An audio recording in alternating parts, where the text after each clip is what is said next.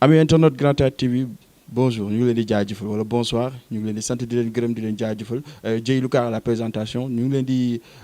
jaajëfal bu baaxaat encore une fois parce que gis nañ ne fan yii abonnés yi mi ngi yokk gis nañ ne gars yi ñu ngi like li nga xam ne mooy vidéo yi ñuy def tey dañoo ñëwoon fii ci Maris seet ci ki nga xam ne mooy Fata fas yéene waxtaan ak moom parce que gis nañ ne gars yi ñu ngi koy gis ci émission yi ñu ngi koy gis ci ay affaires yi nga xam ne mu ngi koy préparé. te bu fa war a ñëw te gars yi ñu ngi koy dégg ci ay bagages yu garaaw donc tey dañoo fas yéene ñëw waxtaan ak moom ci actualité waxtaan ak moom ci carrière am waxtaan ak moom ci vie am waxtaan ak moom ci li nga xam ne pare na ko pour jeunesse bi parce que gis nañ ne jeunesse bi actuellement les artistes yi nga xam ne ñu ngi doog a jug ñu ngi fugg bu amul fenn donc tey dañoo fas yéene waxtaan ak moom ci kaw loolu dañ koy bàyyi mu nuyoo Fata ñu bàyyi la nga nuyoo gars yi. maa ngi nuyu su mbokku internet yi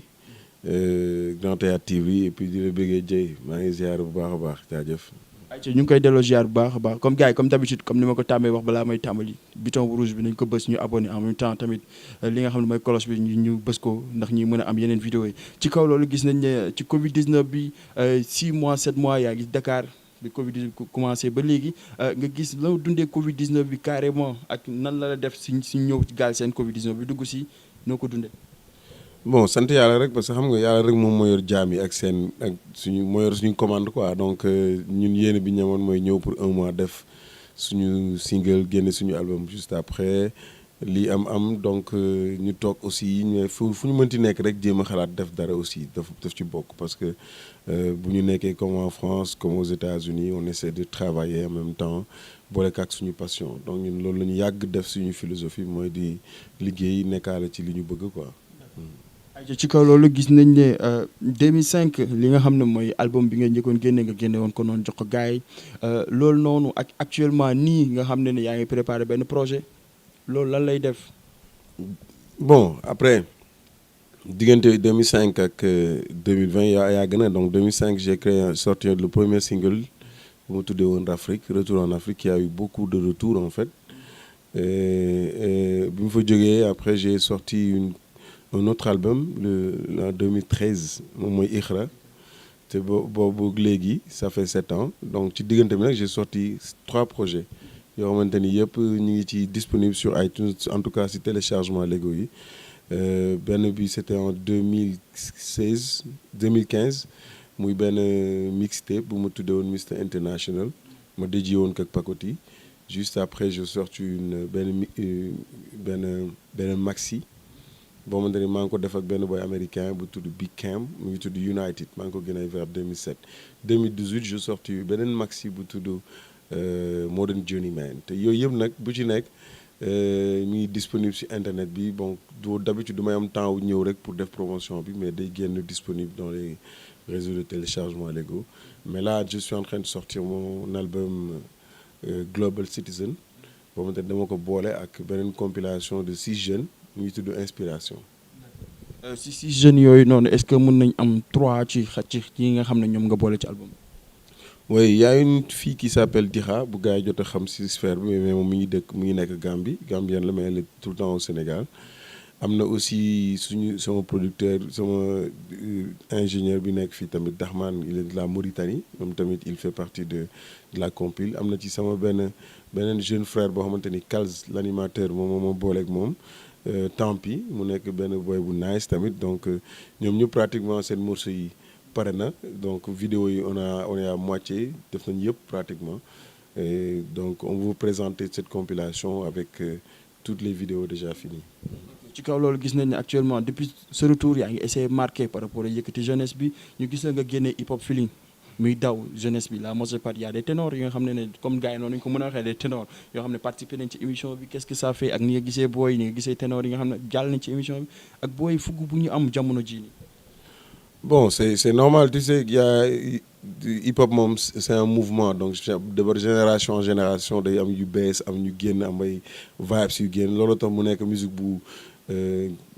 intemporel parce que ñëpp ñoo koy suivre te ay jeunes lañ donc loolu moo tax musique bi du dee ba pare Sénégal da ngay gis ni dëkku hip hop la mos a nekk quoi depuis très longtemps bi hip hop existé depuis les années 80 90 da ngay gis ni ku ci nekk ñëw na marqué ko partout dans le monde ba ñëpp xam lii lan mooy hip hop bi quoi donc suñu génération bi itam ils marquent leur temps. ci kaw loolu gis nañ ne la nouvelle génération ak ñi fi nekk il ne sait même pas ci par rapport ak musique bi refléter li nga xam ne mooy par rapport ak suñu culture loolu lan la lay def. Bon, il faut dire que dafa am benn côté bu am rupture rek parce que c'est de ça que le hip hop est venu en tout cas le moom moo ñu inspiré ñun ñëpp ci hip hop bi mooy PBS Daara J Jant bi Black Mbollo ils étaient les rappeurs les précurseurs qui ont ramené le rap dans les foyers ci biir kër yi parce que jaxase ko ak musique suñu originalité sol yëre suñuy ba nga xamante ni sénégalais yi si maire yi sax bëggoon nañu rap bi à l'époque donc on a quand même raté benn période bu yàgg ci hip hop bi ba tax américains yi gën a nekkaat ci mentalité jeunes yi ba waral ñoom ñuy bëgg di def rap comme le fait les américains alors que loolu du yoon bi donc loolu yëpp njumte la ba fi ñu toll nii ku ci nekk ci hip hop bi di def comme les américains rek yaa ngi ci njumte boo xamul quoi.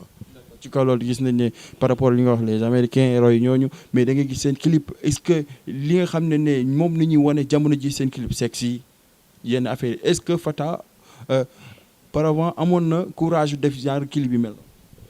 non mais loolu il faut da nga koy nangu rek nattu la ci itam soo bëggee def musique parce que musique dafa ànd ak yooyu yëpp ñun ñëpp on le comprend mais sauf qu'on est dans une société qui loo xamante ni yooyu du fi jàll.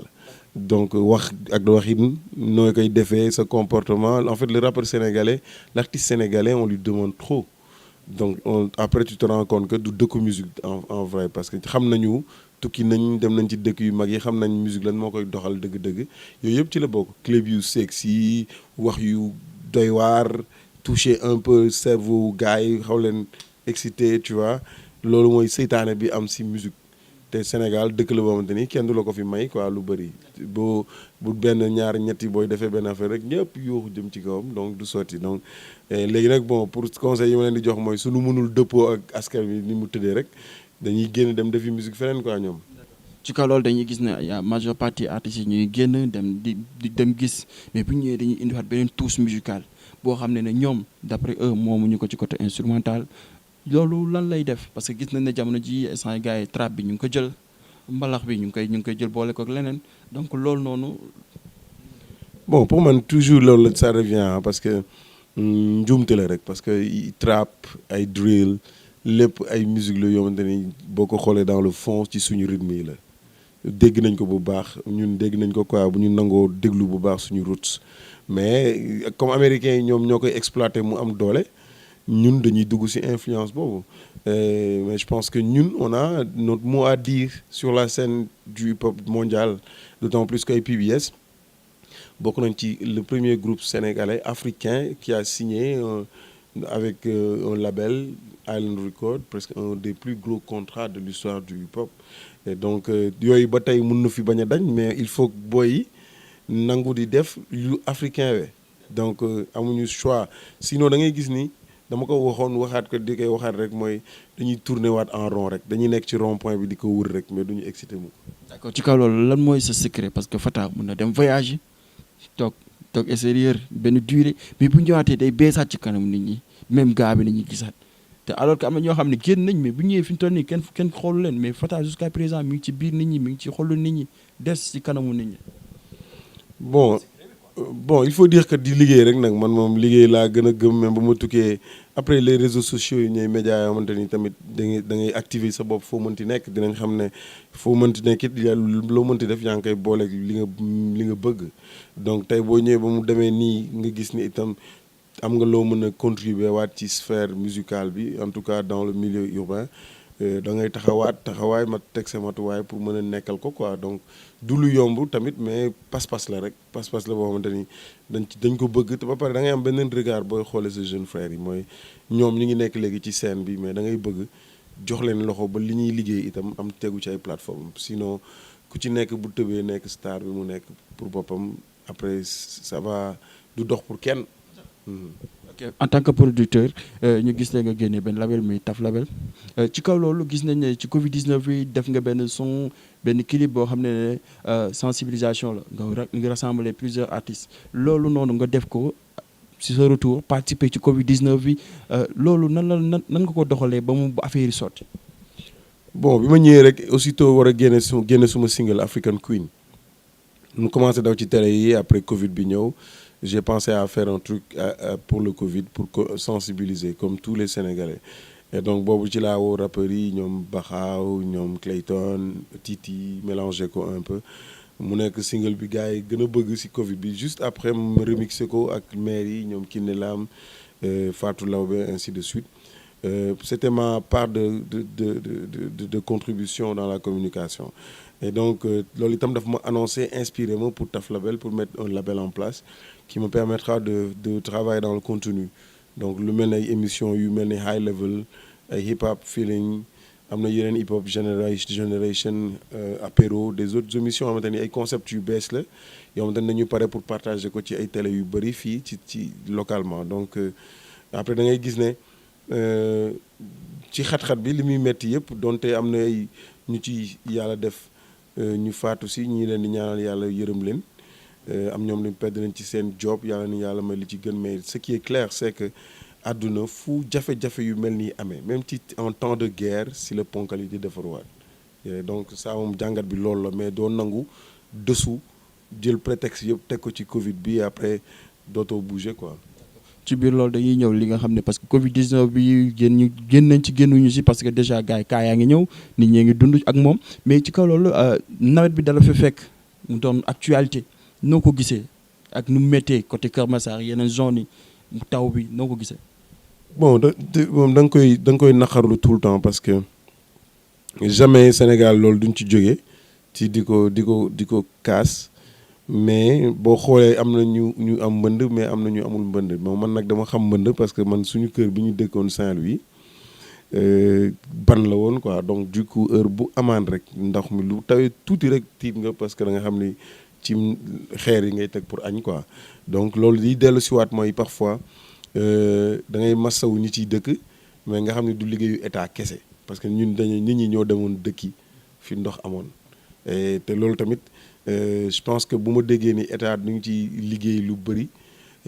gëm naa ne du benn fan ñaar lay jeexee tàkk quoi parce que nit ñi fa dëkk léegi dafa populaire ñëpp di fa gis seen bopp miin ko donc bu ndox ñëwee rek da nga koy namm ci àll bi mais bu ñëwee ci kër yi rek musiba am quoi donc jafe-jafe dëgg la ci réew mi liggéey bu diis la parce que il faut vraiment suñu yëkkatiwul nit ñi wutali leen feneen fu ñu jëm il faut ñu nangu liggéeyaat assainissement bi yëpp quoi. dañuy gis ne par rapport ak am na 2 mouvements yi nga xam ne ñoo nekk Sénégal te gars yëpp ràññee na leen muy Y'en a marre ak Nitu Dëgg Fata est-ce que bokk nga ci ñaari mouvement yooyu benn.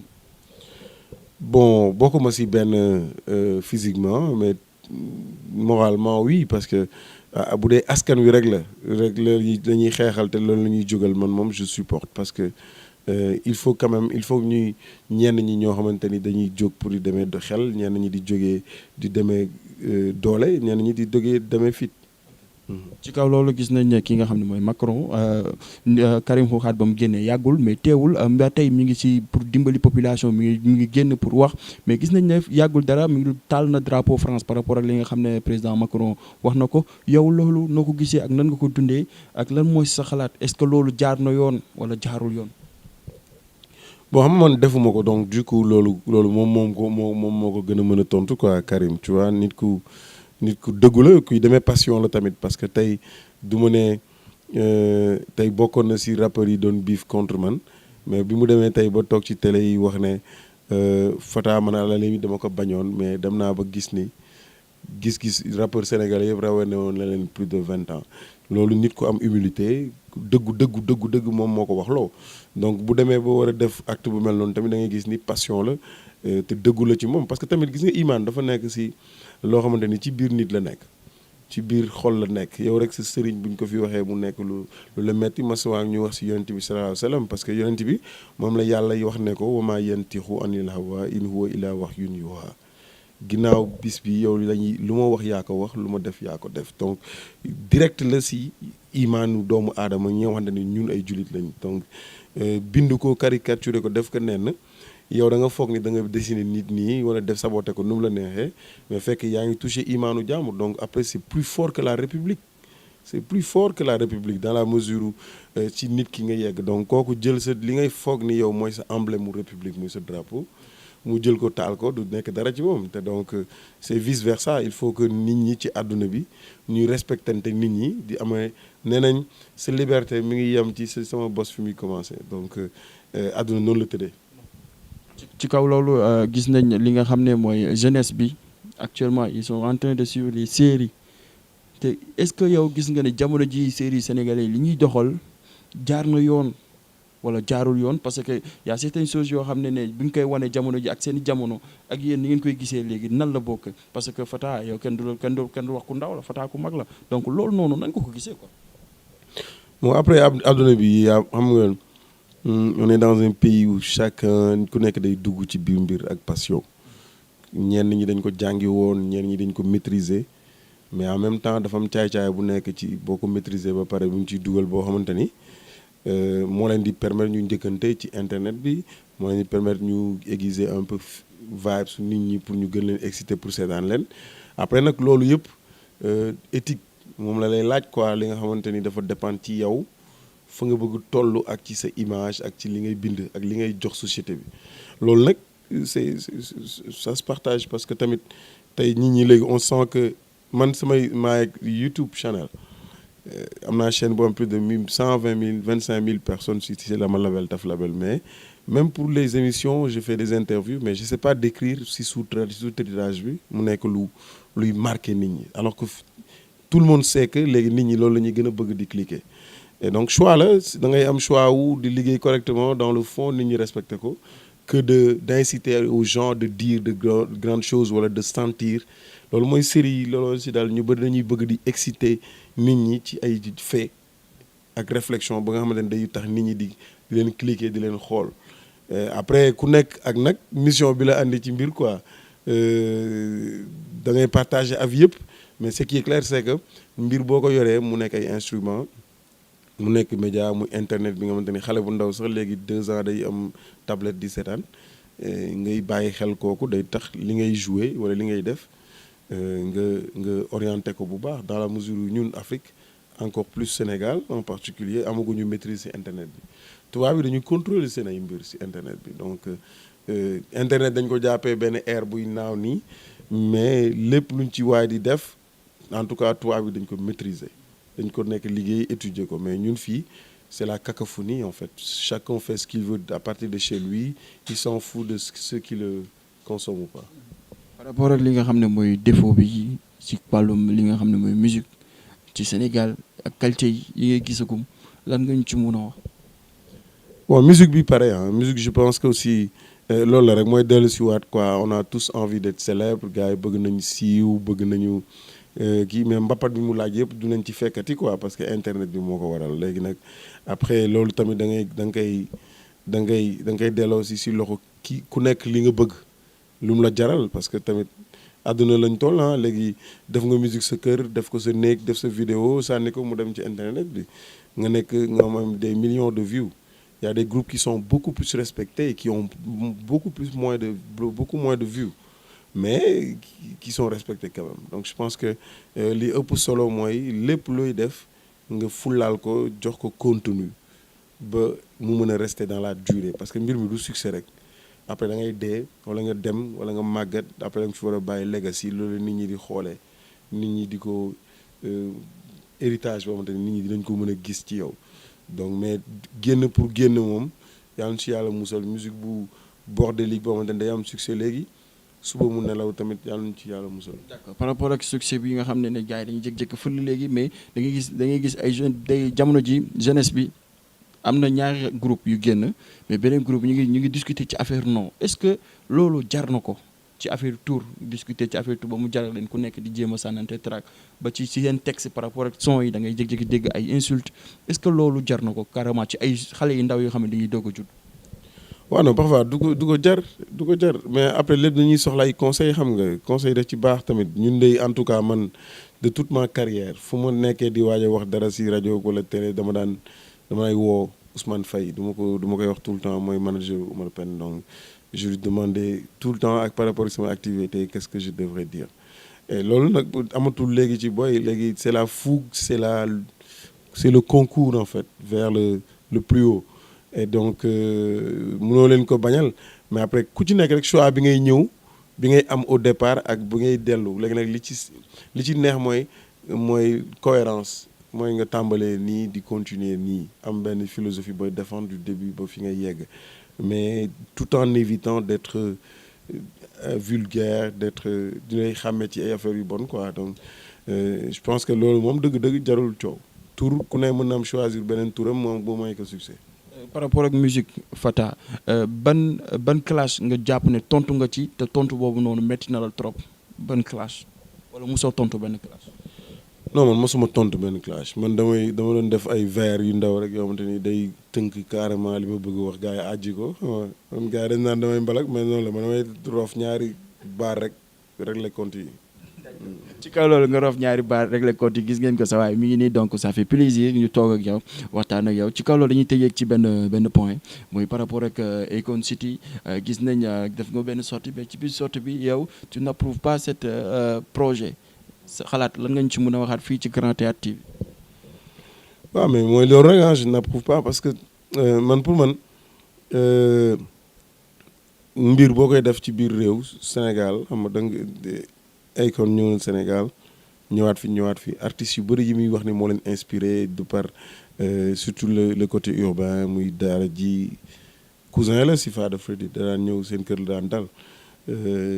déggati nee na moo ko inspiré ñoom ñëpp kenn mosul gis benn apport bu mu leen di mayal daara ji il y a un moment ils ont essayé d'avoir un featuring avec lui après amul répondant artistiquement donc c'est pas du vrai et donc boo demee ba tollu fenn nag après pour te combien d'artistes tu as produit defoo kenn ku jóge Sénégal on me dira sur prétexte comme quoi que c'est un prétexte linguistique ce qui n'est pas vrai maintenant boo ñëwee nag andi sa projet mu nekk que un projet de business ñun on donne les tontu comme un businessman c'est un businessman qui vient faire marcher son business maintenant ñun Sénégal ay comme ni ma wax rek y a des réalités on a des coutumes on a des voilà dañoo ay valeurs donc boo bëggee xool réew bi accueillir lu mel noonu du Sénégal et donc ñëw ci dëkk sanc beneen réew ci biir dëkk bi loolu mënul nekk je pense pas que war na mën a nekk quoi donc loolu lu nit ñi war a mën a lu war a mën a gëstu lu war a ko xool sénégalais yi génne seen bopp ci jalousie ak leneen on a boobu ba léegi ba ñu juddoo ba léegi ñu ngi dund teg lekk ñu dërëmu Akon donc à la limite musique bi mu créé sax nga xamante ni mooy structure am def nañ ci sama projet boo xam ne ba léegi kenn fayaguma ci sama xaalis tu vois donc on a yoruluñ ko dërëm tu vois donc li ñuy mën a gëm rek mooy Sénégal dafa am ay aada ki cosaan yu ñu war a préserver et c'est important. D'accord ci kaw loolu dañuy tëjee bi nga xam ne mooy point bi dernier point l'axe muy par rapport ak Wally Seck sa xarit ak Sidi Diop mi nga xam ne fan yii coow bi bëri na seen diggante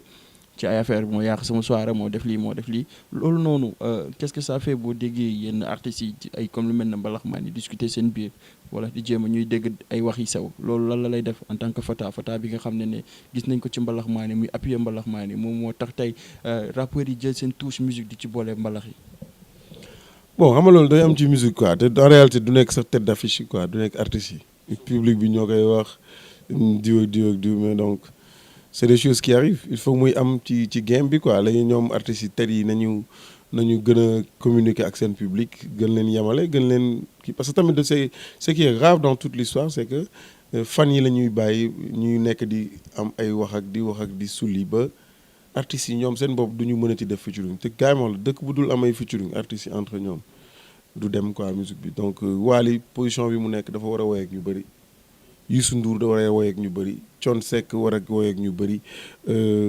Sidi Diop pareil ainsi de suite il faut que ñëpp di woy pour que public bi di mën a am image bu excitant ci musique bi mais musique bu day dee parce que même bu dee rappeurs yi nii ñëpp ngi nekk sa clan toog créer sa ay boy di génne mais loolu fan la jëm il faut que nit ñi di daje. di def ay musique public bi di ko kiffer c'est ça. ok gars yi kon nu ñu ko waxee kon donc c'était Fata moom nañu amoon tey xam naa ne dañuy amaat keneen mais ci kaw loolu dañuy bàyyi mu tàggoo après mu tëj Fata ñu bàyyi la nga tàggoo. jaajëf tàggoo naa les internautes maa leen di bëggee bu baax a baax Grand Théâtre TV thank you merci. ayca mu ngoog kon gars yi on se donne RV léegi waat yàggatul dara parce que même vidéo mi ngi fas yéene dugaat li ma leen wax rek simple na mooy cliquer leen da leen cliquer da leen abonné cliquer affaire yi gën a nice waa Grand Théâtre TV one love.